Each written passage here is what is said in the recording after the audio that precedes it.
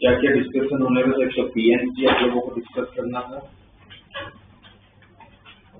कहाँ तक हो गया था हम लोग का? 40 तक।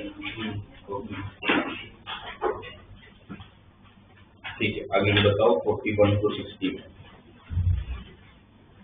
46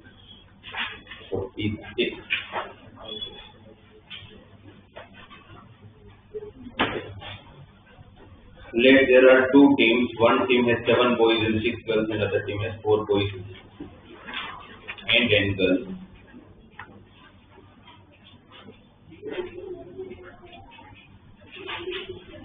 तो क्वेश्चन को अगर आप समझोगे तो आप लोगों को क्या दिया है उसमें कि there are two teams. First team has 7 boys and 6 girls, and another team has 4 boys and 8 girls. ठीक है? Let the total match between the two teams of same gender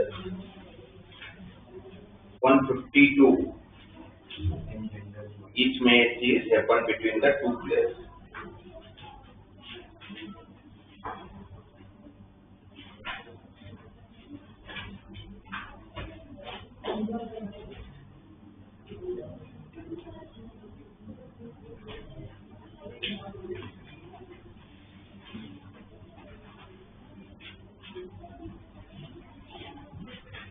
Sentence में कुछ grammatical mistake है.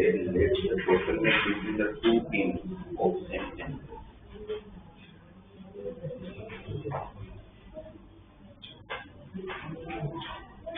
Same gender का मतलब same gender वाले हो जाएगा ना। हाँ, बट वो 52 वो मैचेस के बोला कि मैचेस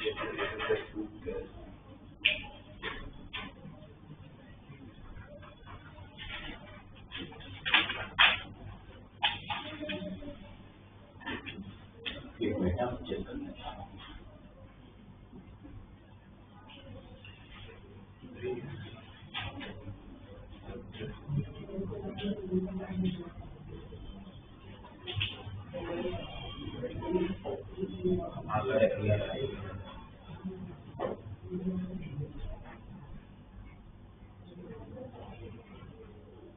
पूरी आंसर दिया।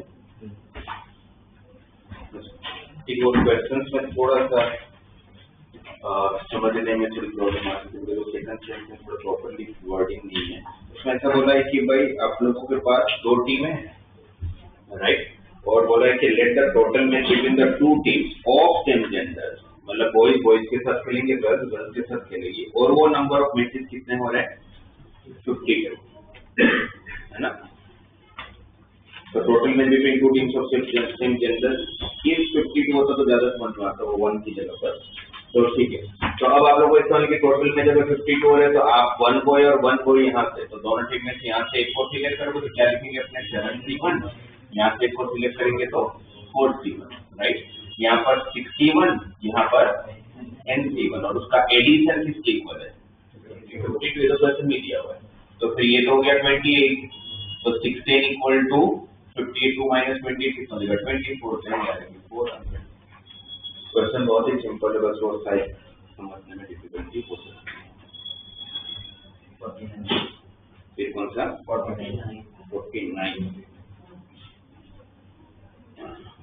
49 में y और z की वैल्यू मिली।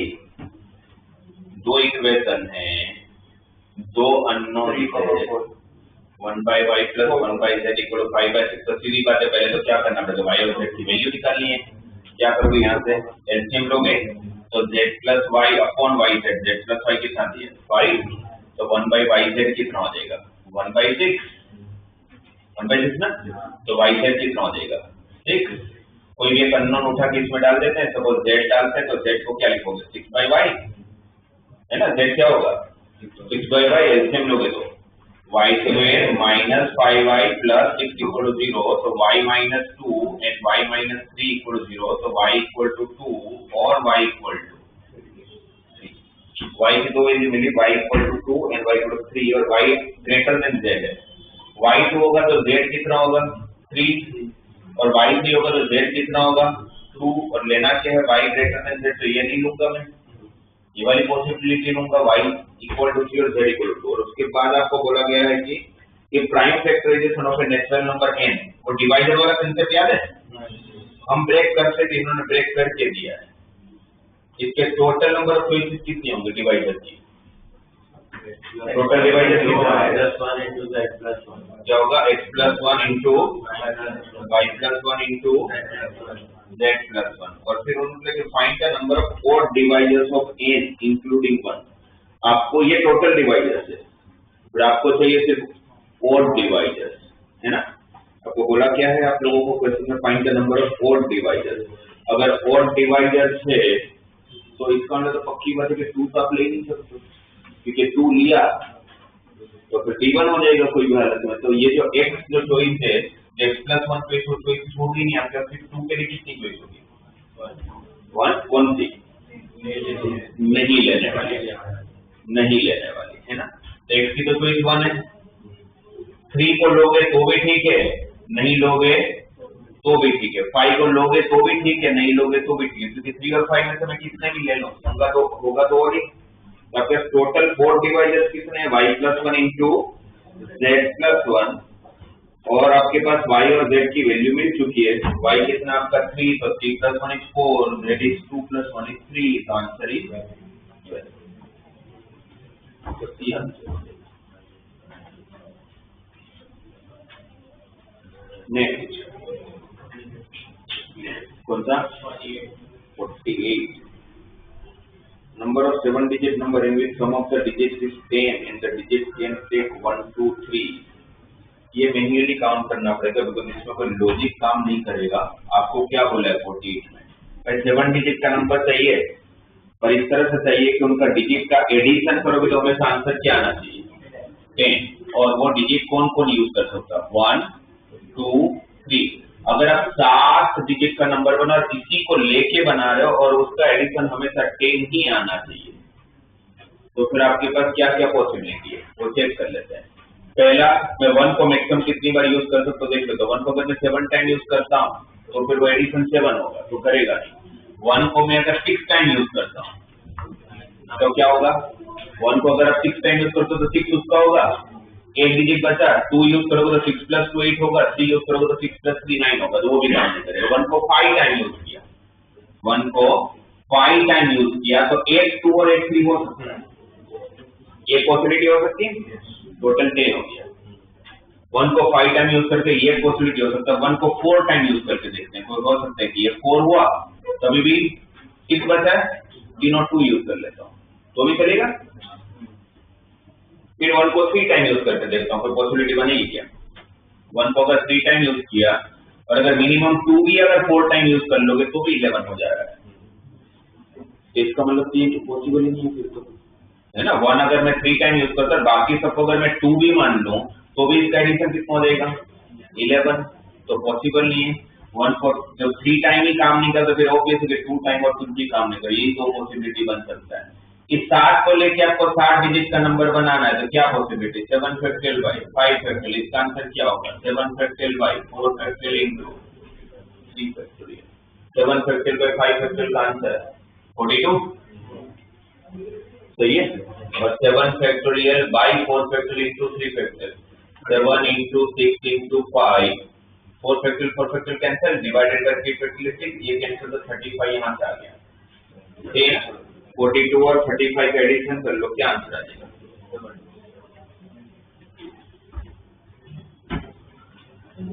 नेक्स्ट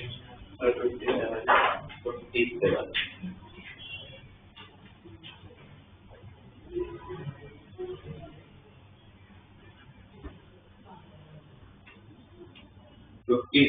टीम बनानी है। टीम बनाने के लिए आपको दिया है कि 15 प्लेयर्स है, देयर आर 6 बैट्समैन, 7 bowlers,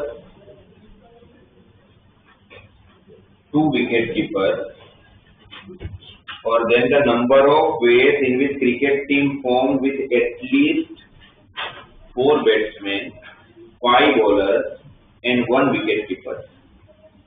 आपके पास 4 अच्छा टीम कितने की बनानी होगी? 11 की, राइट? टीम 11 की बनानी है, उसमें आपको मिनिमम कितने बैट्समैन चाहिए? 4, मिनिमम कितने बॉलर चाहिए? 5, और 1 विकेट कीपर तो चाहिए। तो एक काम करते हैं, मेंडिस में बोला कि आपको केसेस बनाने पड़ेंगे।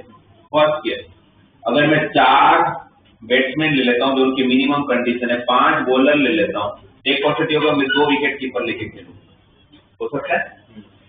दूसरी possibility, 4 batsman 6 bowler 1 wicket keeper, ये हो सकता है।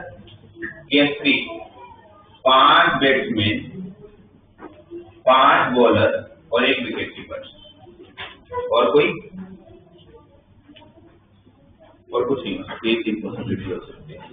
4 लेने कितने में से? 6 में से, तो 64 5 लेने कितने में से?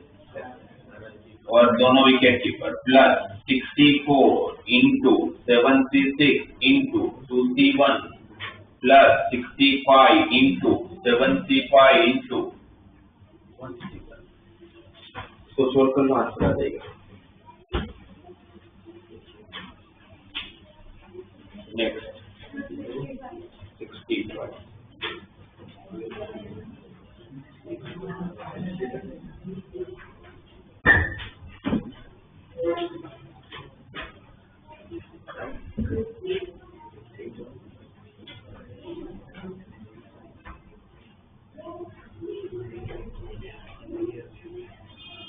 ठीक है। देखो 65 बाइजेक्टिव फंक्शन याद है, बताया था क्या होता है?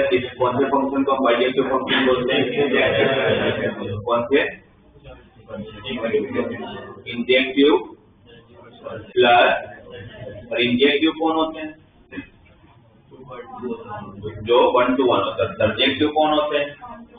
1 to 1 होते हैं, राइट। अब आपको क्वेश्चन में डोमेन में कितने एलिमेंट दिए हुए हैं? सारे और है ना, सारे और मतलब 50 एलिमेंट, और कोडोमेन में कितने एलिमेंट दिए? सारे इवन, उसमें भी कितने? 50, दोनों तरफ 50-50 है। आपको फंक्शन 1 to 1 बनाना है और आपका फंक्शन 1 to भी होना चाहिए। इसको कैसे इंटरप्रेट करते हैं आप? कितने बोले आपके पास? 50, और सारे और नंबर वाले, और सामने बॉक्स कितने? 50, सारे बॉक्स के ऊपर नंबरिंग 1। आपको अगर 1 to 1 बनाना है तो हर बॉक्स के अंदर एक ही बॉल जाना चाहिए, और ऑन टू भी बनाना है। ऑन टू का मतलब क्या होता है? Range equal to codomain. तो कोडोमेन कितना आपका? 50 बॉक्स है, और 50 के 50 यूज होने चाहिए। तो जब आप 1 to 1 बनाओगे, हर बॉक्स के अंदर एक बॉल डालोगे तो सारे बॉक्स यूज होंगे, क्योंकि 50 बॉल है, 50 बॉक्स है, राइट। तो बाइजेक्टिव मेरे लिए टेंशन नहीं है। वो अगर सिर्फ अगर इतना होता कितने बाइजेक्टिव फंक्शन बनते तो आपका आंसर क्या होगा? बस और कोई कंडीशन है, इतने बाइजेक्टिव फंक्शन बना है तो आंसर क्या हो जाता है? 50 फैक्टोरियल, हर बॉक्स एक बॉल, तो 50 बॉक्स 50 बॉल, तो 50 फैक्टोरियल आंसर हो जाता है। बट उन्होंने कंडीशन दे दी। क्या कंडीशन दे दिया? भाई 3 का जो आंसर होगा ना, वो आपके 9 से ज्यादा ही होना चाहिए। मतलब f(3) का answer greater than equal f(9). इसका मतलब क्या हुआ? 3 नंबर का बॉल जिस बॉक्स में डालोगे ना, उस बॉक्स का जो नंबर होगा वो 9 नंबर के बॉक्स से बड़ा होना चाहिए, या सेम भी चल सकता है। सेम पॉसिबल नहीं है। सेम क्यों पॉसिबल नहीं है? क्योंकि अगर 1 to 1 भी है तो वैसे भी 2 बॉल आप एक बॉक्स में तो नहीं डाल सकते हो, तो वो तो इक्वल टू कोई काम का ही नहीं है। अब ये जो भी एलिमेंट उन्होंने दिया है वो कैसे एलिमेंट है आपके पास? ये जो सारे डोमेन दिया हुआ 3, 9, 15, कहाँ तक? 99 तक। तो ये 3 मतलब ऑड नंबर में भी सारे 3 के मल्टीपल है ना? ऐसे कितने नंबर होंगे जो 3 के मल्टीपल होंगे? 33 नहीं होंगे। 33 तब होता है जब इवन भी इंक्लूड हो जाता है। 3 से लेके कहाँ तक जाना है आपको? 99 तक। 3 से लेकर 99 तक जाना है। तो कुछ समझ में नहीं आया है तो ये एपी तो गई, एपी है ना, राइट। डिफरेंस कितना है? 6। डिफरेंस कितना है? फर्स्ट टर्म क्या है? 3। एंड टर्म की फॉर्मूला क्या होती है? a + 9 आपका लास्ट टर्म कौन है? 99। a क्या है? 3। d क्या है? 6। तो 99 - 3 96। 96/6 16 माइनस वन उस तरफ जाएगा तो 17। कितने टर्म्स होंगे? 17। इसका के जो 17 बॉल है, कौन से 17 बॉल? किस नंबर के? वो 17 बॉल को आप इस कंडीशन के साथ अरेंज कर सकते हैं। सामने की 17 बॉल के लिए कितने बॉक्स है? 17 बॉल है तो 17 ही बॉक्स होंगे। कितने बॉल है? 17 बॉल है। सामने हमें ये समझ में आ चुका है कि हर बॉल को एक बॉक्स देना पड़ेगा। तो अगर यहाँ पर 17 बॉल है तो सामने बॉक्स भी कितने यूज होंगे? 17। तो मैं क्या करूंगा, यहाँ से 17 बॉल बॉक्स को सिलेक्ट करूंगा, 17 बॉक्स को सिलेक्ट करूंगा इस 17 बॉल के लिए। कौन से? अच्छा, बॉक्स है कितना आपका? 50। उस 50 में से मैं कोई भी 17 बॉक्स को सिलेक्ट करूंगा। सिर्फ मेरे हाथ में सिलेक्शन ही है। क्यों? क्योंकि मैंने जो भी 17 बॉक्स सिलेक्ट किया उसमें से जो सबसे बड़ा नंबर का बॉक्स होगा वो मुझे किसको देना पड़ेगा? डी को देना पड़ेगा। जो सेकंड नंबर का बॉक्स होगा, सेकंड लार्जेस्ट नंबर वाला जो बॉक्स होगा किसको देना पड़ेगा? 9। तो अरेंजमेंट तो ही नहीं ना आपके हाथ में, आपके हाथ में सिर्फ सिलेक्शन था। तो जो सबसे बड़ा 3 को दे दिया, उससे छोटा 9 को दे दिया, उससे छोटा 15 को दे दिया, तो सबसे छोटा नंबर का बॉक्स होगा किसके पास जाएगा? 99 के पास। कितने बॉक्स भर लिए? कितने बॉक्स खाली है? और बॉल भी कितने? उनके लिए कोई कंडीशन नहीं है, जैसे डालना है डालो। तो 33 बॉल 33 बॉक्स अरेंज करूंगा इनटू 33 फैक्टोरियल। बाकी तो 33 कैसे भी अरेंज हो सकते हैं। तो आपका आंसर होगा 5313 इंटू 33 फैक्टोरियल। डायरेक्ट उन्होंने इसलिए मैं आंसर दिया नहीं है, बट आप इसको सोल्व करोगे एनसीओआर की formula the n factorial divided bye r factorial into n minus r factorial. तो ये 33 फैक्टोरियल 33 फैक्टोरियल कैंसिल हो जाएगा, राइट। तो क्या बचा आपके पास? 50 factorial divided bye 17 factorial. 50 factorial divided bye 17 factorial. इसको आप क्या लिख सकते हो? 50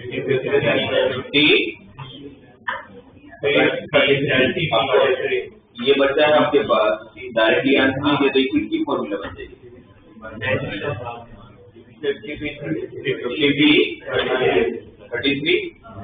33 ऐसे ही होगा। एनपीओआर की फॉर्मूला क्या होती है? n factorial divided by n minus r factorial. आप लोग को एक एक से सोचना है कि कभी भी मुझे लगता है कि जो भी डाउट आज जो भी पूछा आपने 6-7 डाउट, उसमें एक भी डाउट लाइक था नहीं। मतलब ऐसा डाउट आते कि जिसमें मुझे सोचना पड़े, तो वो डाउट है। अब आप लोग कितने क्वेश्चन करने के बाद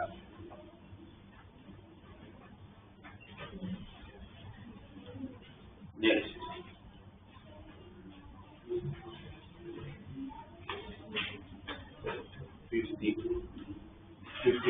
50।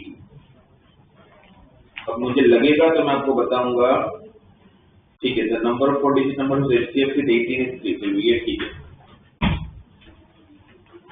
ये एक्चुअली पीएनसी से ज्यादा इसमें सीक्वेंस सीरीज का ज्यादा यूज है, क्योंकि आपको बोला है कि 4 डिजिट का नंबर चाहिए जिसका एचसीएफ कितना होना चाहिए?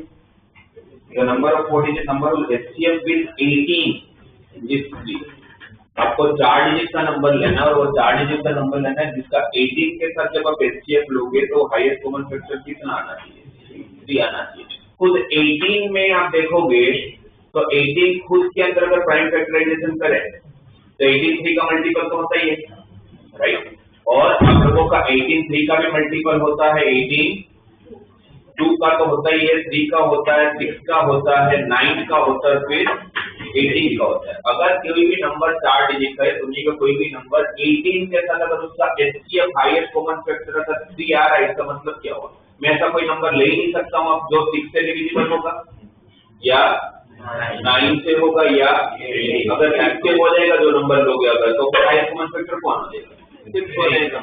अगर वो नंबर अगर 9 से डिजिट होगा तो 9 हो जाएगा, वो नंबर 18 से होगा तो 18 हो जाएगा। तो आपको 4 डिजिट सब कैसे नंबर चाहिए? अब आपको 4 डिजिट के नंबर कैसे, कौन से चाहिए? कैसे चाहिए नहीं, कौन से चाहिए? जो नंबर किससे डिविजिबल होना चाहिए? 3 से होना चाहिए, पर 6 से नहीं होना चाहिए, 8 से भी नहीं होना चाहिए, 9 से भी नहीं होना चाहिए, 18 से भी नहीं होना चाहिए। सही है, राइट। सबसे छोटा से छोटा नंबर बताओ 4 डिजिट का जो 3 से डिवाइड होता है। सबसे छोटा 4 डिजिट का नंबर जो 3 से डिवाइड होता है 1002। भाई 3 की डिविजिबिलिटी टेस्ट क्या होती है? एडिशन करो तो 3 आ जाना चाहिए, 3 का मल्टीपल आ जाना चाहिए, तो 1000 तो सबसे छोटा नंबर होगा। उसके बाद 3 के डिविजिबल 1005, फिर 1008, ऐसे सारे चलते रहेंगे। सबसे लास्ट वाला 4 डिजिट का नंबर 9999, जो 3 से डिवाइड होगा। ये 3 से भी तो डिवाइड होगा, सबसे छोटा भी है और 3 से डिवाइड भी होगा। इसमें से मैं कोई भी नंबर ले लूंगा और 18 के साथ उसका एचसीएफ लूंगा, तो मेरा कॉमन फैक्टर या तो 3 हो सकता है या फिर 6 भी हो सकता है, क्योंकि इसमें से ऐसे भी तो नंबर होंगे जो 6 से डिवाइड हो रहा होगा। सही है? तो आपको सबसे पहले इसमें से जितने भी नंबर्स होंगे, अच्छा इसमें टोटल कितने नंबर्स होंगे कैसे पता करोगे? एपी को पता चल जाएगा, राइट? एपी की पता चल जाएगा इसमें टोटल कितने नंबर है। उसमें से मैं किसको हटा दूंगा? इवन वाले सारे, क्योंकि 1002 अगर 3 से हो रहा है तो 2 से भी तो हो रहा है, और 3 और 2 दोनों से हो रहा है, तो फिर 6 से हो रहा है। मुझे नहीं चाहिए 6 वाले, तो मैं इसमें से सारे इवन वाले हटाऊंगा। इवन वाले हटाऊंगा मतलब 1002 के बाद डायरेक्टली कौन हटेगा? 1008, राइट? 1008 के बाद हटेगा तो 6 से के डिफरेंस में सारे हटेंगे। सबसे लास्ट कौन होगा जो 6 से डिविजिबल? ये तो नहीं होगा, पर 9996 होगा ना, राइट? तो 6 वाले हटाओगे, फिर किसको हटाओगे? जो 9 से डिवाइड होगा। 9 से सबसे पहला नंबर कौन सा 9 से डिवाइड होगा? 1008। 9 की डिविजिबिलिटी कैसे होती है? उनका एडिशन भी 9 से डिवाइड होना चाहिए। सही है? तो 1008 वाले नंबर को हटाना चालू करूंगा। 1018 के बाद कौन आएगा? 10 नॉन की डिफरेंस में चलेगा, फिर 1026। 1026 के बाद कौन होगा? 1035। तो बेसिकली मुझे अब कैसे से थोड़े टर्म्स रिपीट होने चालू हो गए। कौन से? जो इवन वाले होंगे। सही है ना? तो फिर मुझे क्या करना चाहिए? अच्छा सबसे लास्ट वाला कौन सा होगा? एक बार वो देखते हैं। 9999। तो मुझे एक्चुअली मेरे कौन से नंबर को हटा देना चाहिए? इवन वाले। मतलब ये क्यों हट जाएगा? ऑलरेडी ऊपर ले चुके, वरना वो रिपीटिंग हो जाएगा ना। तो एक तरह से देखा जाए तो मेरे पास अब 18 के डिफरेंस वाले नंबर है, ठीक है? 9 वाले डिफरेंस के बाद देखोगे तो G1 आ जाएगा जो हटाया होगा आपने। सही है ना? ये अब इसके बाद एपी का काम है वो नंबर ऑफ टर्म्स ढूंढना। ये हुआ, फिर उसके बाद आप किसको हटाओगे? 18, 6 हट गया, 9 हट गया, 18 वाले हटाओगे तो 18 की डिविजिबिलिटी कैसे क्या होगी? मतलब इसके अंदर आप लोगों को 18 वाले जो नंबर्स होंगे उसको अलग से हटाने की जरूरत है नहीं है, क्योंकि जो 9 से डिविजिबल होंगे सारे ही उसमें आई ही होंगे ना। ये अलग से करना पड़ेगा आपको, तो जितना ही सोचने की अलग से करना पड़ेगा तो नहीं करना, उसको नहीं करना पड़ेगा। तो सिर्फ क्या करूंगा, मैं कर नहीं रहा हूँ। यहाँ से आप क्या करोगे? एपी का यूज करके नंबर ऑफ टर्म पता कर लूंगा। यहाँ से एपी का टर्म यूज करके नंबर ऑफ टर्म्स, यहाँ से एपी का नंबर टर्म, फिर इसके टोटल टर्म्स से दोनों को माइनस कर लूंगा, क्योंकि ये मुझे नहीं चाहिए उस सीरीज में। सही है ना? तो अब आपके पास वो सारे टर्म हट गए जो 6 से डिविजिबल होंगे, जो 9 से डिविजिबल होंगे, और 6 और 9 में से 18 का ही होगा। तो बाकी जो बच्चे होंगे वो सिर्फ कौन से नंबर होंगे? जो सिर्फ 3 से डिवाइड हो रहा होगा। ठीक है? इस तरह के पैटर्न मैंने देखा है लास्ट 2-3 साल में, हर बार एक से दिख जाता है। नंबर चेंज कर देते हैं। सर हम ऐसे भी तो कर सकते थे कि total number of 4 digit number 9000 है, तो उसमें से जो भी 2 से डिविजिबल नहीं है वो 4500 है, लेकिन जो भी 3 से डिविजिबल है वो 1500 है, और जो भी मतलब 9 से डिविजिबल है 500 तो 1500 माइनस 500। जैसे 9000 4 डिजिट नंबर होंगे। आपको ये लग रहा है कि इसके अंदर जो नंबर होंगे सिर्फ 2 वाले, 3 वाले या वैसे नंबर होंगे, ऐसे तो नंबर होंगे जो किसी से डिवाइड में, तो प्राइम नंबर से सारे होंगे। हाँ तो सर मैंने वो निकाला कि कितने 2 वाले पता कर लिया पहले। हाँ, तो उसमें से जितने 3 वाले होंगे उसको हटा दिया आपने। सर पहले 2 वाले पता किया, ठीक है, वो 4500 हो गए, क्योंकि हाफ 2 से होंगे। तो सर उसके बाद जो 3 से होंगे वो डिवाइडेड बाय 3 हो जाएगा, तो 4500 बाय 3 हो जाएगा। और फिर सर जो 9 इवन में से आपने सिर्फ वो वाले पता किए तो 3 से डिवाइड हो गए, दूसरे D1 वाले मैंने हटा दिया। ठीक है, अब जो बच्चे वो सारे बोर्ड बचे, हाँ, उस बोर्ड में से फिर आपने ये पता किया कि कितने 3 से डिवाइड होते हैं। ठीक है, वो 1500 हो, 4500 by 3। हमें तो ये हो गया 1500 हो गया। हाँ, और उसके बाद सर डायरेक्ट मैंने 93 डिवाइड बाय 3 करके पता कर लिया। 80 यूज वैसी है, और फिर 6 वाले भी तो हटा है। 6 वाला आपने लिया नहीं था बिकॉज आपने 2 वाला ले लिया, तो वैसी हो, ठीक है, वैसी बात है। मतलब वैसी है बेसिकली, जो आप डिवाइड कर रहे हो वो क्या है, मैं पूरा लिख के दे रहा हूँ तो सही है। फिर उसके बाद जल्दी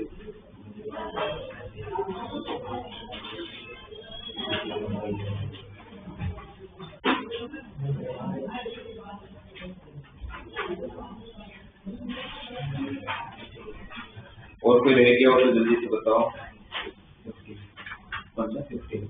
60 There are 15 points P1, P2, P3 on a circle. The number of possible triangles using the vertices PI, PJ, PK such that I plus J plus K is not equal to 15. वापस ये भी manually करना पड़ेगा आपको। Circle पे कितने point बोले, circle पे कितने पॉइंट लेने को बोले आप लोगों को? 15, राइट। P1 से चालू किया, P1, P2, P3, अब तो जैसे जा रहा हूँ कहाँ तक P। अगर कोई कंडीशन नहीं दिया तो आप कितने ट्राइंगल्स बना लेते हैं? 15, सही बात है। टोटल कितना ट्राइंगल बन जाता है? 15। पर उसमें से आपको वो नहीं चाहिए, कौन से नहीं चाहिए, कौन से नहीं चाहिए? ऐसे 3 वर्टेक्स, और जो भी 3 को ज्वाइन करोगे तो बस P4, P5, P6 इस तरह से P15 तक है। अगर मैंने 1, 4 और 6 को यूज करूंगा तो ट्राइंगल बनेगा, ये मुझे चलेगा क्योंकि इसका एडिशन कर रहा हूं तो 1 + 4, 5, 5 + 6, 11। मुझे कौन से नहीं चलेंगे? 15। ऐसे कितने होंगे उसको टोटल में से मैं बता दूंगा। टोटल कितने होंगे? 15 × 14 × 13 डिवाइडेड बाय 3 × 2 × 1, सही है ना? राइट। 35 × 30 कितना होता है? 455। तो आपके 455 ट्राइंगल बने, उस 455 ट्राइंगल में हमें क्या नहीं चाहिए? जिनका एडिशन 15 होता हो। 15 वाले कौन से वो आपको पता करना पड़ेगा। अगर सबसे लोवेस्ट अगर मैं 1 से चालू करूं कि 1 में वर्टेक्स कंपल्सरी ले ही रहा हूं, तो 1 को वर्टेक्स लेके अगर आप 2 को लेते हो तो पॉसिबल है? 1 + 2 3, तो फिर 12 वाला चलेगा ना? अगर चलेगा मतलब ये आपको नहीं चलेगा, इसका एडिशन 15 आ रहा है। फिर 1 3 के साथ 11, फिर 1 4 के साथ 10, ऐसे मैक्सिमम कहां तक जाता है? 1 9, तो 6, राइट। फिर 1 10 5, सॉरी 1 10 4, 1 10 4 होगा, मतलब 195 और वो 195 आप देखोगे तो यहाँ पर आप लोगों के पास वो 159 में आ गया होगा। तो ये भी देखना है आप लोगों को कि रिपीट नहीं, तो आप कहाँ तक जा सकते हैं? इसका मतलब आप कहाँ तक जा सकते हो? आप सिर्फ वहां तक जा सकते हो कि हमेशा असेंडिंग ऑर्डर रहे, है ना? वरना क्या होगा? रिपीट होना चालू हो जाएगा। तो फिर आप सिर्फ वहां तक जाओ जहां तक असेंडिंग ऑर्डर रहे। 1 के बाद 6, 6 के बाद 8, 1 के बाद 7, तो 7 लेना पड़ेगा। वो पॉसिबल नहीं, 2 वर्टेक्स के होंगे। ये पॉसिबल है? ये कितनी पॉसिबिलिटी बनी? 5 बनी ना? 1 के साथ जितने हो सकते हैं। अब 2 के साथ चालू करूंगा और हमेशा असेंडिंग ऑर्डर में चलना है, पीछे नहीं जाना है, क्योंकि पीछे जाओगे तो 2 1 ऑलरेडी ले चुके हो। 2 3 10, 2 4 9, 2 5 8, 2 6 7, फिर 2 7 6 नहीं चलेगा। कितने कम हो गए? 4 और कम हो गए। 3 के साथ चलोगे 3 4 8 3 5 7 3 6 चलेगा नहीं चलेगा ना? तो कोई चलेगा। फिर 4 के साथ 4 5 6 4 9 और ये 12 है ना। ये 12 हम लोग टोटल में से हटा देंगे। ये सब तो कुछ कैलकुलेशन मिस्टेक नहीं होगा तो आ जाना चाहिए। 4 से 12 है 440 से देखो आगे। ठीक है, ऐसे करके मैं थोड़ा सा मैन्युअली चेक ही करना पड़ेगा ये कौन कौन से हटाने हैं।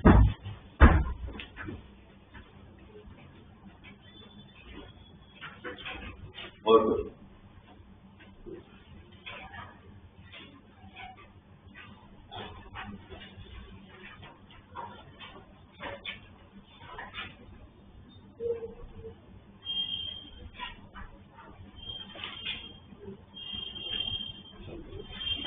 नेक्स्ट क्लास में आगे के 20 डिस्कस करेंगे। कहाँ तक कर लिया आप लोगों ने?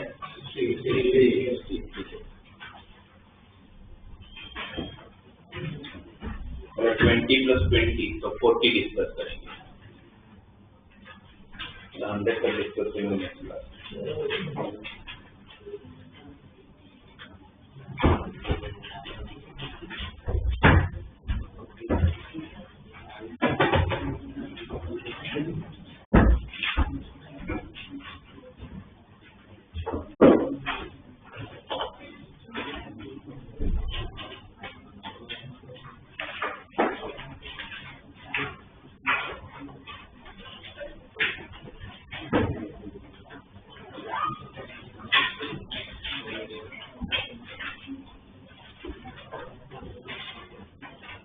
लास्ट क्लास में फिर हम लोगों ने ये स्टार्ट किया था बाइनोमियल थ्योरम। इसमें हमने ये चेक कर लिया था कि कोई भी दो टर्म का एक्सपांशन कैसे काम करता है, राइट। क्या था इसका जनरल टर्म? पूरे एक्सपांशन को अगर मुझे लिखना है x + y n को सिग्मा के टर्म्स में कैसे लिखते हैं?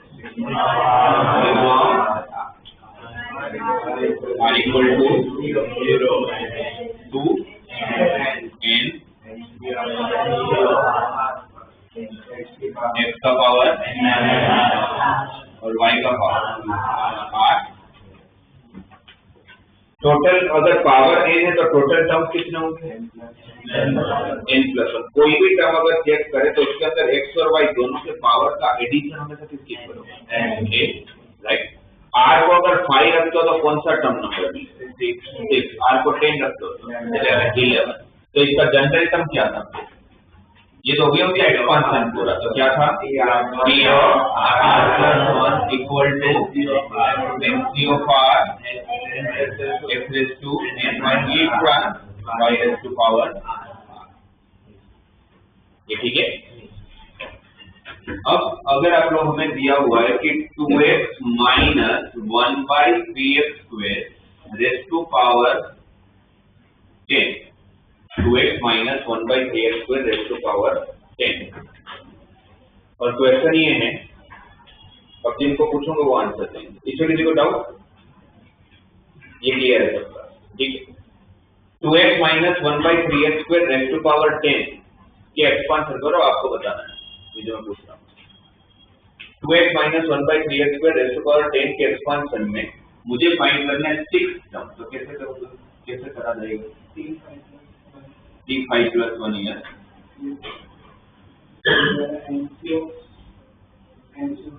तो n क्या है? n क्या है? इस फॉर्मूला में n क्या है? n क्या है? 10। फिर आगे 10c of r कितना लिया? r 0 कैसे हुआ? 5। पूरा देख के अच्छे से बताओ। 10c of 5 फिर x की जगह पर क्या रखोगे? x की जगह पर क्या? 2x raised to power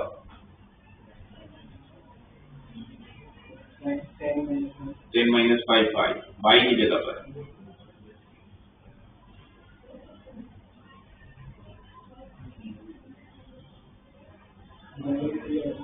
क्या रखेंगे?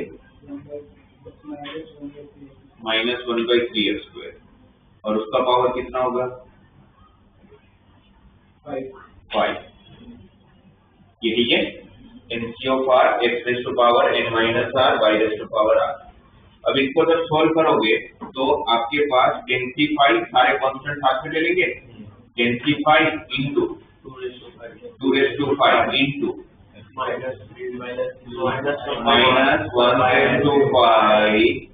upon 3 raised to power 5। यहाँ पर x का पावर कितना होगा 10, यहाँ पर x का पावर कितना है तो 5 कैंसिल हो जाएगा तो बचेगा क्या 1/x raised to 5। इसको सॉल्व करूंगा तो जो भी मिलेगा मेरा आंसर हो जाएगा। ठीक है राइट, ये हुआ आपका फिक्स टर्म, ये फर्स्ट हुआ। दिमाग आपको बताना है इसमें आपको पता करना इसके एक्सपांशन में coefficient of x raised to power 7 क्या होगा। तो कैसे करें एक्सपांशन में coefficient of x raised to 7 निकालना है।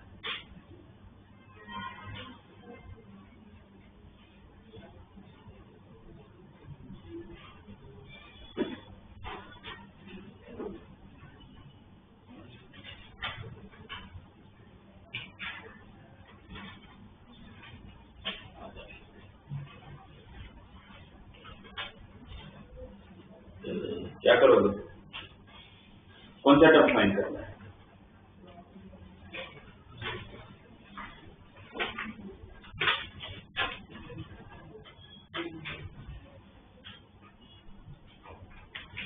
घर पे जाकर कभी कभी खोलनी भी पड़ती है तो पता चलता है करना क्या। पता कि जो कौन सा टर्म फाइंड करना है किसी को, मेरे को तो नहीं पता, कैसे पता आपको पता ही नहीं है कौन सा टर्म फाइंड करना। अगर वो पता होता तो आप बता सकते हैं ना, कैसे पता फॉर्मूला में ये फॉर्मूले में एन की वैल्यू आगे तो आर कैसे पता वो तो बाद में करेंगे ना, अभी तो नहीं पता हमें। ये पहले तो यही नहीं पता है कि भाई इसके एक्सपांशन में टोटल कितने टर्म्स होंगे 11। हमें क्या पता उस 11 टर्म्स में x raised to 7 कहाँ आएगा कि नहीं वो भी नहीं पता। चलो कहाँ आएगा तो बहुत दूर की बात, आएगा कि नहीं वो भी नहीं पता। इट मींस हमें यही नहीं पता कि इसके एक्सपांशन में r क्या, क्योंकि बाकी सब तो क्वेश्चन में दिया ही होता है, m दिया होता है, x दिया होता है, y दिया होता है, क्या नहीं दिया होता है r कहाँ से मिलता है। R मिलता है आपको टर्म नंबर पे से। कोई पूछे R क्या रिप्रेजेंट करता है, रिप्रेजेंट क्या करता है, टर्म नंबर रिप्रेजेंट करता है। जिस बात को पता चला R 5 लेना है, क्यों पता चला क्योंकि आपको बोला गया था कि 6 टर्म फाइंड करना है, तो हमें पता चला कि R 5 लेना है। इसमें हमें पता ही नहीं कि टर्म कौन सा ढूंढना है, इसमें हमें R नहीं पता है। तो R नहीं पता है तो R को R ही नहीं देंगे, और बाकी सब तो पता है। व्हाट इज n R नहीं पता, x 2x raised to power y 1/3x square raised to power। अगर वो माइनस लेना भी भूल गए तो सब गलत। फिर क्या करते थे, सारे कांस्टेंट साथ करेंगे, NC of R 2 का पावर 10 माइनस R माइनस 1 का R divided by 3 raised to R divided by 3 raised to R, और x का पावर 10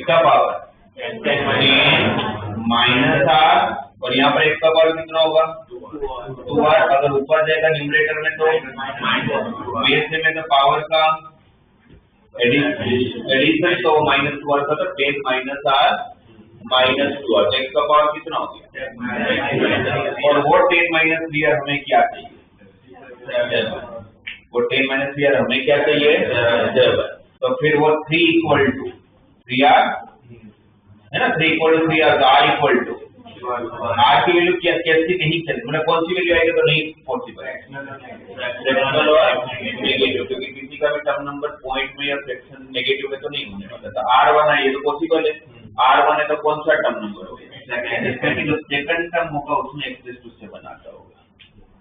और वो अगर सिर्फ टर्म ढूंढना होता तो सेकंड टर्म लिख के आ जाता, और पूरा कोएफिशिएंट ढूंढना है तो R की जगह पर 1 टर्म होगा। तो 10c1 is 10 into 2 raised to 9 into -1 raised to 1, तो माइनस हो जाएगा डिवाइडेड बाय 3 raised to 1 तो 3 होगा, x raised to power 7 के साथ इक्वेट किया। तो ये जो मिला आपको -10 into 2 raised to 9 512, तो 5120 डिवाइडेड बाई 3, ये कैंसिल भी हो जाएगा ना, कितना होगा? नहीं होगा, 8 हो रहा है। नहीं होगा, 8 हो रहा है ना, तो -5120 डिवाइडेड बाई 3, ये आप लोगों का x⁷7 का क्वेश्चन। तो आपको जब तक ये ना पता हो कौन सा टर्म नंबर फाइंड करना है तब तक आपको आर नहीं पता चलेगा, राइट? तो नहीं पता तो कोई बात नहीं, आर को आर तो बाकी तो सब पता होगा। फिर जैसे x⁷7 की जगह पर अगर मुझे x�10 का क्वेश्चन फाइंड करना तो किसके साथ इक्वेट करना है? एक के साथ। मुझे इंडिपेंडेंट ऑफ x टर्म चाहिए, तो किसके साथ इक्वेट करेंगे? 0 के साथ। अगर इसको अगर आप 0 के साथ इक्वेट करोगे तो आर की वैल्यू क्या आएगी? इसका क्या मतलब निकालो? इसका मतलब क्या निकालो? एक्सपांशन में 11 टर्म है, बट एक भी टर्म ऐसा नहीं है जिसमें x नहीं होगा, हर एक में x होगा ही होगा, ठीक है? फिर आपको हो सकता है कि इसके अंदर ये पूछ लिया जाए कि इसके एक्सपांशन का मिडिल टर्म निकालो। तब देखो मिडिल टर्म की जब बात आएगी तो हमारे पास दो पॉसिबिलिटी। कैसे दो पॉसिबिलिटी?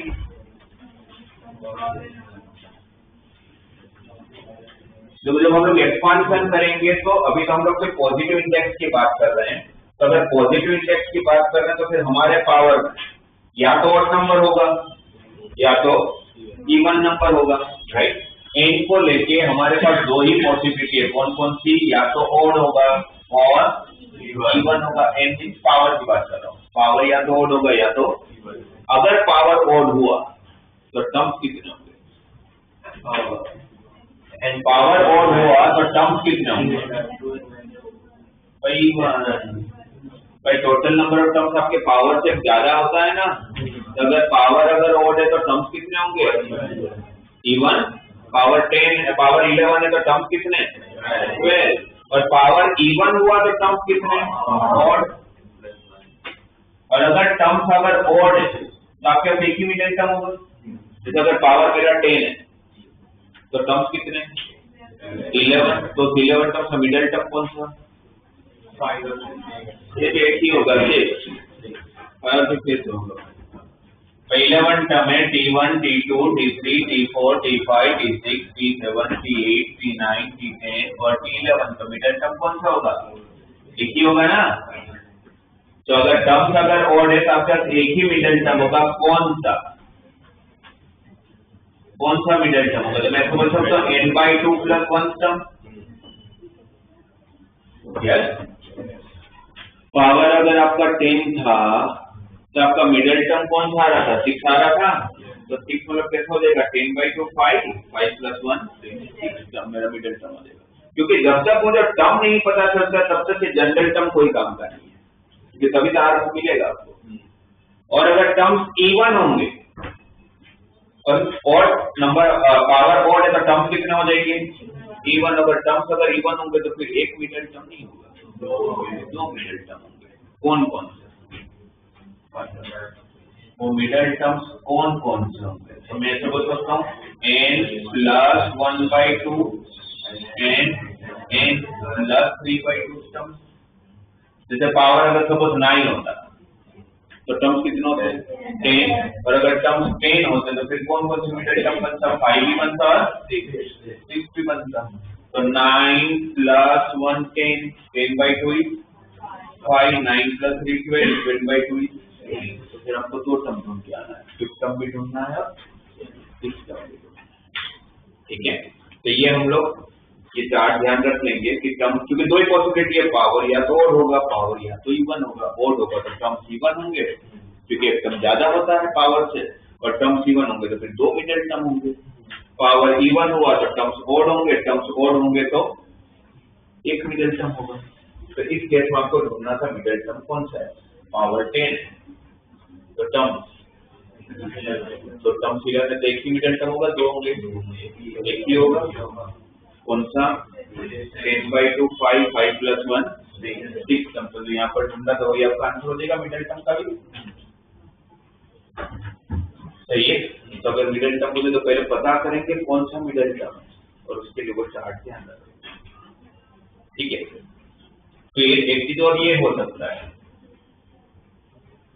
किसके एक्सपांशन में? आप फोर्थ टर्म फ्रॉम एंड ढूंढ के दो, टर्म ढूंढना है बट कौन सा? फोर्थ टर्म फ्रॉम एंड से, मतलब लास्ट से फोर्थ टर्म। तो फिर मैं नहीं बोल सकता R को 3 रखना तो 3 + 1 4 देगा, वो फोर्थ टर्म होगा बट बिगिनिंग से होगा, वो स्टार्टिंग से फोर्थ टर्म होगा। आपको कौन सा टर्म चाहिए? फोर्थ टर्म फ्रॉम एंड चाहिए। तो फोर्थ टर्म फ्रॉम अगर एंड से तो पावर अगर 10 है तो टोटल टर्म कितने होंगे? 11। अगर टोटल टर्म अगर 11 है तो फोर्थ टर्म फ्रॉम एंड कौन सा होगा? First, second, third, fourth. तो मुझे कौन सा टर्म ढूंढ के देना है? 8। कौन सा टर्म ढूंढ के देना है? 8 फोर्थ टर्म फ्रॉम एंड। और जैसे मैं पता चला 8 टर्म ढूंढना है तो फिर R को क्या रखेंगे? 7 और आगे बढ़ जाएंगे क्योंकि टर्म नंबर पता है आपको, राइट? टर्म नंबर मिल जाएगा तो फिर कोई भी इक्वेशन हो ही जाने वाला है, तो फिर आपको हर एक में यही कंसेप्ट लगाना है। तो वो या तो ये तो मैंने हम लोगों ने लिखा मैंने फिर चेक किया कि लास्ट का फोर्थ टर्म कौन है। मैं आपको उसका भी शॉर्टकट बता देता हूँ। ये आपका टाइटल होगा मिडिल टर्म, फिर आप लोग यहाँ पर लिखिएगा R term from and, R term from and. R term from and क्या होगा? T minus R plus 1 term from beginning. हमें बस यही पता करना है कि जो उन्होंने पूछा है वो बिगिनिंग से कौन सा टर्म है, where T is total number of term. T क्या है आपका? Total number of term. जैसे इसमें पावर कितना है? 10। इस क्वेश्चन में पावर कितना है? तो टर्म कितना होंगे? 11 प्लस 1 12 माइनस R, और R क्या था इसमें? 4, क्योंकि 4 टर्म ढूंढना था तो 12 माइनस 4 आपको 8 टर्म। और जैसे मुझे पता चला कि 8 टर्म ढूंढना है तो फिर इस कंसेप्ट में आप R को क्या डाल दो? 7। R को 7 डाल दिया तो क्या हो जाएगा? T of 7 + 1 equal to n की जगह पर 10, R की जगह पर 8 की जगह पर 12 रेज़ टू पावर 8 - 1 3, y की जगह पर -1/3x² रेज़ टू पावर 7। फिर इसको सोल्व करो तो 10c7 और 10c3 सेम होता है, राइट? 120, 2 का क्यूब 8 माइनस का odd power minus divided by 3/7 into 1/x²। ये 14 और 3 कैंसिल भी तो होगा, x का पावर 11। ये मेरा कौन सा टर्म हो जाएगा? Fourth term from and. Clear है? तो क्या वेराइटीज ऑफ क्वेश्चंस आप लोगों को पूछ सकते हैं? तो स्टार्टिंग में तो आप लोगों को बहुत कम चांस है कि कोई आपको ये पूछ ले कि पूरे एक्सपांशन लिख के दो, जैसे नॉर्मली क्वेश्चंस नहीं है। तो आप लोगों को मोस्टली ऐसे क्वेश्चंस आएंगे कि जहां पर आपको कोई पर्टिकुलर टर्म ढूंढना होगा या किसी का कोएफिशिएंट फाइंड करना होगा या इंडिपेंडेंट ऑफ x फाइंड करना, वो भी इसी का पार्ट हुआ देखा जाए। इंडिपेंडेंट ऑफ x मतलब x का पावर 0, राइट? फिर मिडिल टर्म का भी ढूंढने को बोला कोई भी एक्सपांशन का, तो ये ध्यान में रखिएगा कि पावर क्या है, ओड है कि इवन है, उसके बेस पर पता चल जाएगा। और कभी 8 टर्म फ्रॉम एंड पूछ लिया जाए तो बच्चे क्या गलती से फोर्थ टर्म जैसे ही दिखा तो R को 3 रख के ढूंढ के आ जाएगा, पढ़ेंगे नहीं कि फ्रॉम एंड पूछा है। तो अगर फ्रॉम एंड है तो पहले हमें वो पता करना पड़ेगा बिगिनिंग से कौन सा टर्म है। उसके लिए छोटा सा शॉर्टकट ध्यान में रख लीजिए, तो पूरा लिखना नहीं पड़ेगा आपको और गलती नहीं होगी। बाकी R मिल गया, टर्म नंबर मिला मतलब R मिला मतलब ये यूज कर लेना, काम हो जाएगा। हो जाए वो वाला पार्ट लिख लो।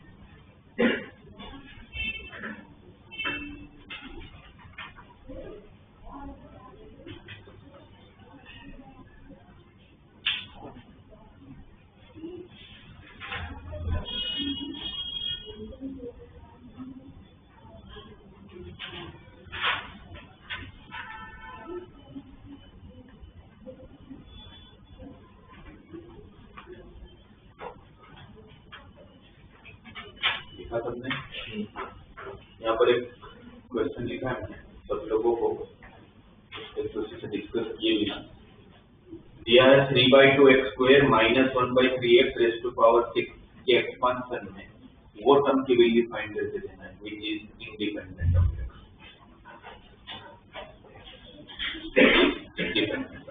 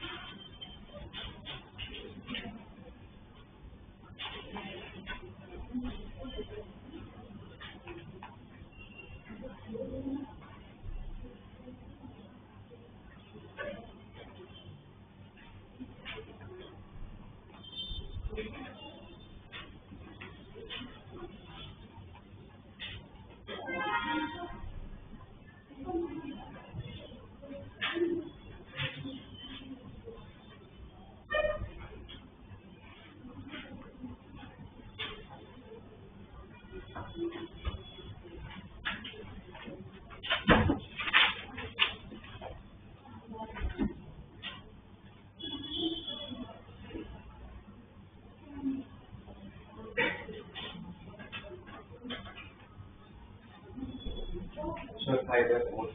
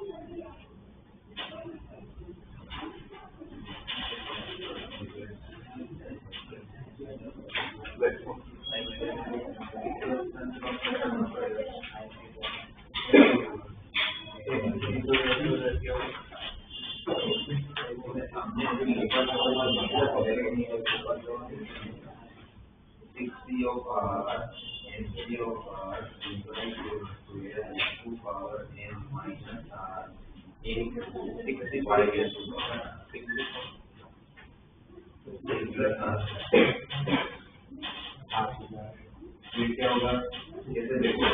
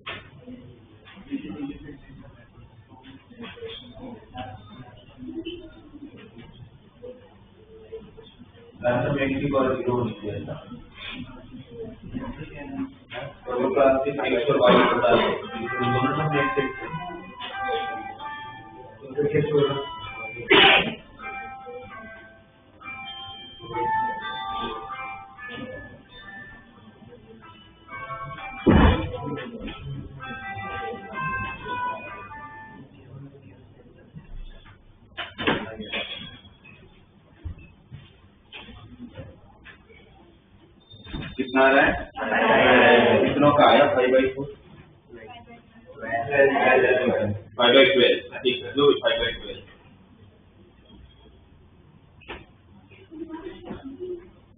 अभी तो थोड़े बच्चों को तो यही नहीं पता है कि कैसे यूज करते हैं। भाई यहाँ पर आपको अगर x का अगर इंडिपेंडेंट टर्म है तो मुझे यही नहीं पता है कि r क्या है, तो क्या करेंगे भाई? जिनका नहीं है यहाँ पर ध्यान दो, T of r + 1, क्योंकि r नहीं पता, r आपको तब पता चलेगा जब आपको टर्म नंबर पता हो। मुझे क्या पता कि वो x कहाँ पर आएगा, मतलब x का 0 कहाँ आएगा, राइट? तो हमें r नहीं पता है तो बाकी सब पता है, तो हम क्या करेंगे? NC of r, x की जगह पर 3/2 x² raised to power n - r फिर y मतलब -1/3x और उसका पावर r, फिर 60/r 3/2 का पावर 6 माइनस r, फिर -1 का पावर r 3 का पावर r, पावर सबके साथ जाएगा, और x का पावर 12 -2r माइनस r, तो 12 माइनस दिया, ये 12 -2r और x का पावर r ऊपर दिया होगा तो -r हो जाएगा। बेस सेम है, पावर का एडिशन होगा, और फिर ये 12 - dr को किसके साथ इक्वेट, 0 के साथ, तो r की वैल्यू 4, फिर जहां पर भी r होगा वहां पर 4 रख दोगे, तो कौन सा टर्म हो गया, फिफ्थ। अगर टर्म पूछा था तो फिफ्थ टर्म हो जाता, और 6 - 4 तो 2, और बाकी -1 का पावर 4, 3 का पावर 4, कितना आ रहा है फाइनल आंसर 5/12,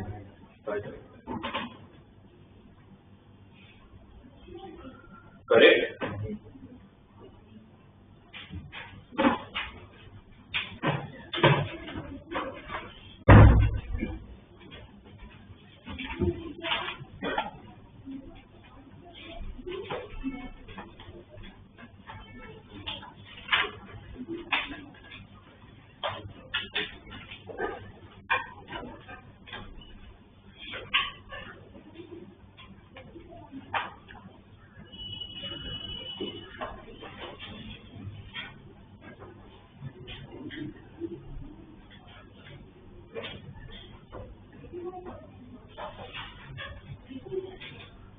दिया है x + 2y raised to power 9, x + 2y raised to power 9, इसमें बोला है कि coefficient of x raised to 6y³ की वैल्यू कितनी हो, x + 2y raised to 9 के एक्सपांशन में coefficient of x raised to 6y³ क्या होगा,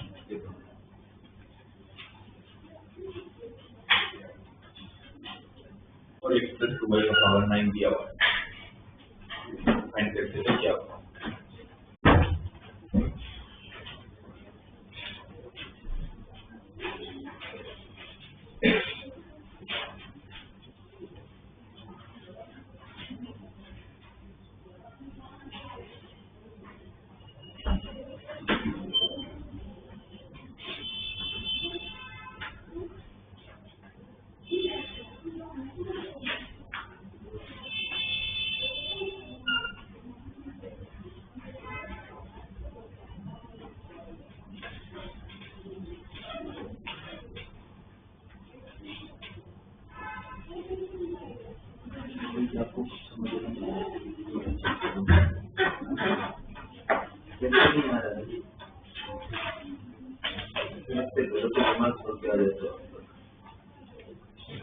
क्या नहीं समझ में आ रहा है, एन क्या है, ये क्या लिखा आपने, इसका पावर 9 माइनस एन तो है ना आपके पास, तो क्यों नहीं लिखा,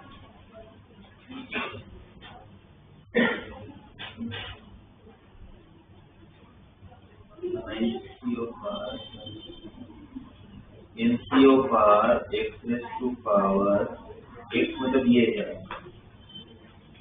9 माइनस r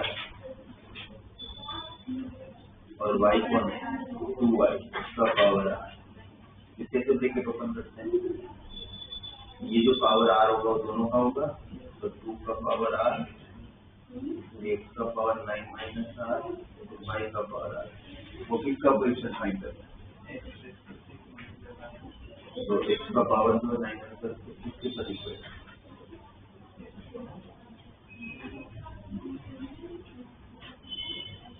अभी x का पावर कितना है यहाँ पर, आपको क्या चाहिए, x तो किसके साथ equal 9 minus 9 minus r equal to x, और y का पावर क्या चाहिए, r के किसके साथ इक्वल, यहाँ से भी r 3 मिलेगा, सीधी बात r 3 मिलता होगा, तो r की जगह पर 3 रख दूंगा, तो 90/3 x का पावर 6 into का पावर 3 और y का power 3, x raised to 6y³ का कोएफिशिएंट कितना है 93 into 2³, ये तो सब करते हैं 93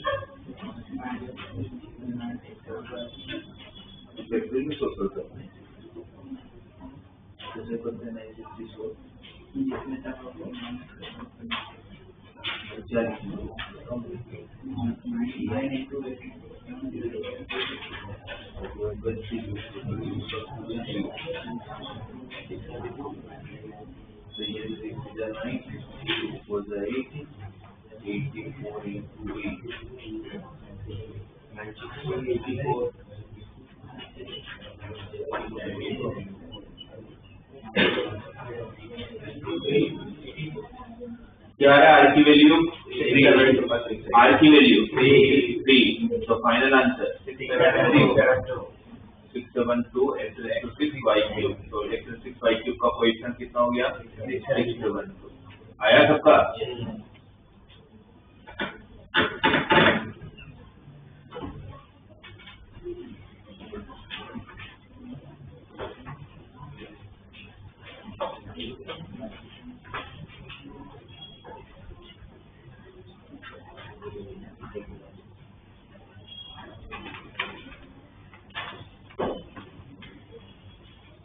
देखो इसमें कंसेप्ट में वही है, जनरल टर्म आपको अगर यूज करना आता है तो आपसे सारे क्वेश्चन हो जाएंगे, बट पूछने का तरीका अलग अलग हो सकता है। अभी तो थोड़े क्वेश्चन डिस्कस करते हैं, ऐसे क्वेश्चन दिए आ सकते हैं।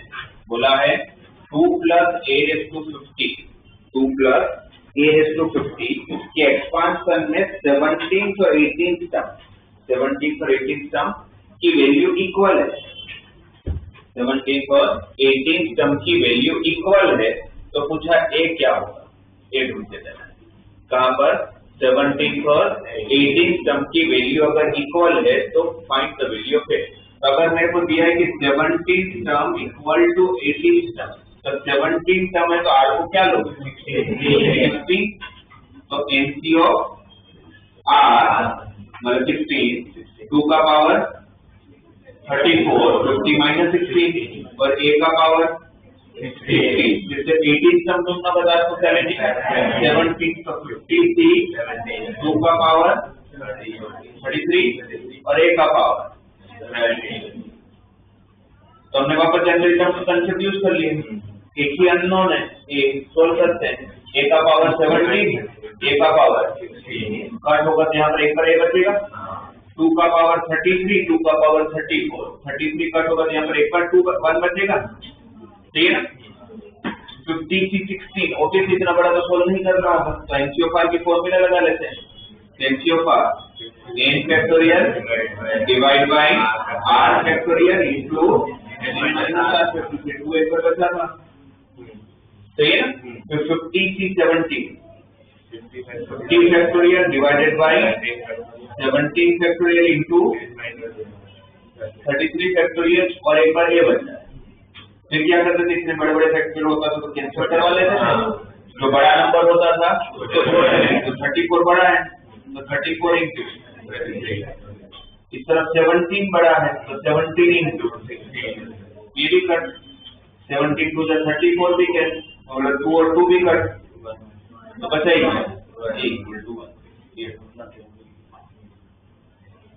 तो कंसेप्ट क्या यूज किया भाई? वही जनरल टर्म यूज कर रहा हूं।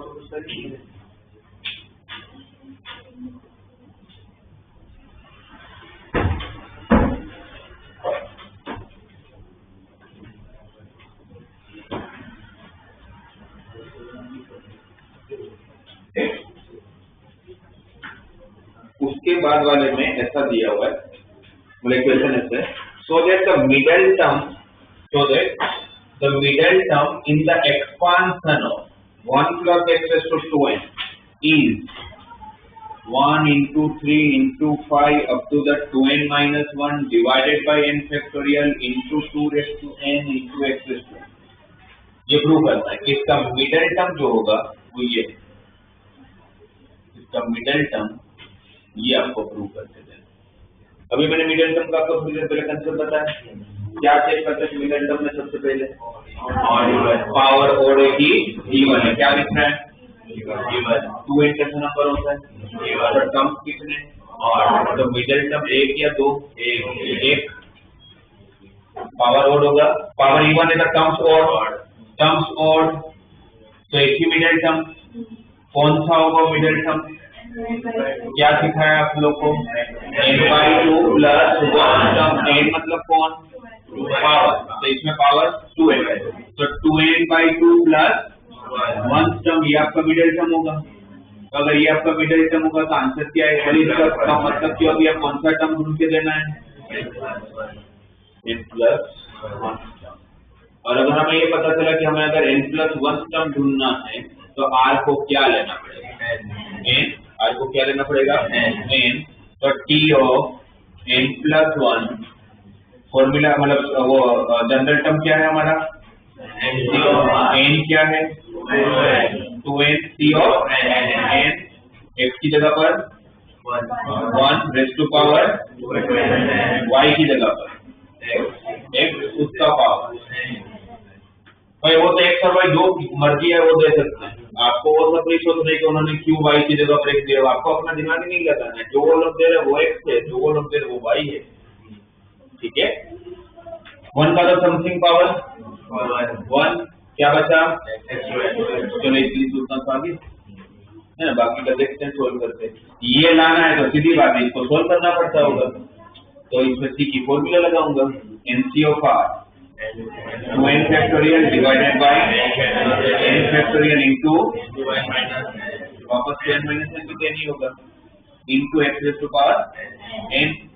अब ध्यान से देखोगे तो इसमें तो सारे ऑड टर्म ही चाहिए।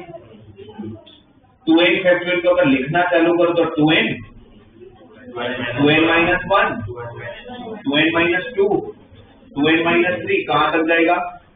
2 और 1 तक, 2 और 1 तक ना, लास्ट में तो 2 और 1 पे खत्म होगा। इस जो ये मैंने 2n फैक्टोरियल लिखा है सारे नंबर डिक्रीज करते करते, ये टोटल कितने नंबर का मल्टीप्लाई है? 2n। तो उसमें ओड कितने होंगे, इवन कितने होंगे? आधे ओड होंगे। ओड को अलग कर लेते हैं क्योंकि ओड चाहिए आपको, इवन चाहिए ही नहीं, तो सारे ओड को अलग करते हैं। ओड को छोटे नंबर से लिखना चालू करते, तो 1 3 5 का सबसे बड़ा ओड नंबर कौन? 2n minus 1। और सारे इवन नंबर को लिखना चालू करते, तो असेंडिंग ऑर्डर में 2 4 6 सबसे बड़ा even number 2n minus 2n n factorial into n। आपने कितने ऑड नंबर बोले थे? तो इवन भी कितने? हर इवन में से कॉमन क्या? कितनी बार कॉमन? n टाइम्स, क्योंकि हर में से 2 कॉमन आ रहा है। अक्सर बोलते कॉमन तो सबको एक ही बार में निकलेगा, प्लस होगा तो एक ही बार निकलता है, ये मल्टीप्लाई है तो हर एक में से तो एक बार बाहर आएगा। कितनी बार बाहर आएगा? n टाइम्स बाहर आएगा ना, आपने बोला n टर्म्स है, n टाइम्स बाहर आएगा, 2n टाइम्स बाहर आएगा तो 2 रेज़ हो जाएगा। और 2 अगर n टाइम्स बाहर आया तो 2 की जगह पर क्या लिखोगे? 1, 4 की जगह पर, 6 की जगह पर, 2n की जगह पर, n divided by n factorial into n factorial. What is multiply from 1 to n? n factorial, 2n factorial, n factorial. तो बाकी जो बच्चे वो आपको प्रूव करना। तो ये सब तो PNC हो गया, मतलब कॉम्बिनेशन हो गया, ये आपका बाइनोमियल हो गया। तो मुझे जनरल टर्म यूज करना आता है।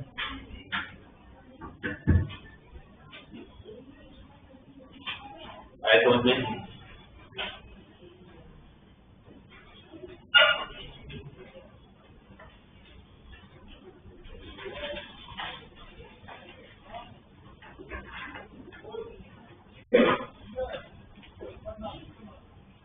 आप लोगों को क्या बाइनोमियल में प्रैक्टिस करना है मैं आपको बता रहा हूँ। नेक्स्ट क्लास में एक एनसीईआरटी लेके आइएगा। जो पीएनसी रोज करते हैं वो तो रोज का काम है ना, वो तो मैं आप लोगों को नया वो होमवर्क में भी नहीं दे रहा, वो तो करना ही है। उसको छोड़ के आप लोगों को क्या करना है, तो बाइनोमियल में जब डीपीपी 1 होगा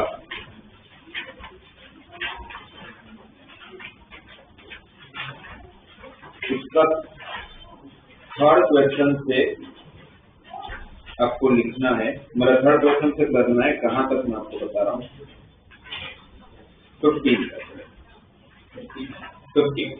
3 से 15।